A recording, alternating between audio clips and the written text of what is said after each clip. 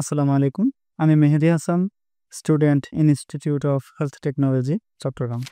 আমাদের রাষ্ট্রে প্রচলিত এত রাজনৈতিক দল থাকতেও কেন আমরা ইনসানিয়াত বিপ্লব, ওয়ার্ল্ড হিউম্যানিটি রিভলিউশনকে ভোট দিব?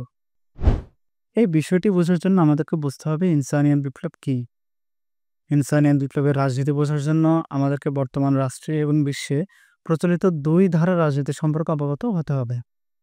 প্রথমত, একক ধর্ম এবং রাষ্ট্রের নামে ধর্ম এবং মানবতা বিনাশী ধর্মের শিক্ষার বিপরীত একক ধর্মের আধিপত্যবাদমূলক উগ্রবাদী জঙ্গিবাদী পাশবিক রাজনীতি, যার উদাহরণস্বরূপ বলা যায় ভারতের হিন্দুত্ববাদী রাজনীতি এবং রাষ্ট্র, আফগানিস্তানের তালেবানি ওয়াবি জঙ্গিবাদী রাষ্ট্র।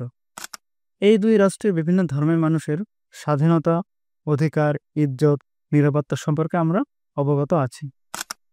এবং দ্বিতীয় ধারার রাজনীতি হচ্ছে ভৌগোলিক সীমার ভিত্তিতে ও একক ভাষা, বর্ণ বা লিঙ্গের ভিত্তিতে জাতীয়তাবাদী এক গোষ্ঠীর রাজনীতি এবং রাষ্ট্র, যা জীবন জগৎকে ধ্বংস করে এবং কুক্ষিগত করে, একক গোষ্ঠীর আধিপত্য বিস্তার করে, যার উদাহরণস্বরূপ বাংলাদেশে প্রচলিত রাজনীতির বিশৃঙ্খলাকে দেখানো যায়। এই গোষ্ঠীবাদী রাজনীতির ফলে আজ বাংলাদেশের মানুষের জীবন অতিষ্ঠ। এই ২ জীবন মানবতা বিধ্বংসী রাজনীতির বিপরীতে ধর্ম ও মানবতার কল্যাণে ইনসানিয়াত বিপ্লবের রাজনীতি, যা দয়াময় আল্লাহ তাআলা এবং তার রাসূল নির্দেশিত মানবতার কল্যাণে মানবতার রাজনীতি।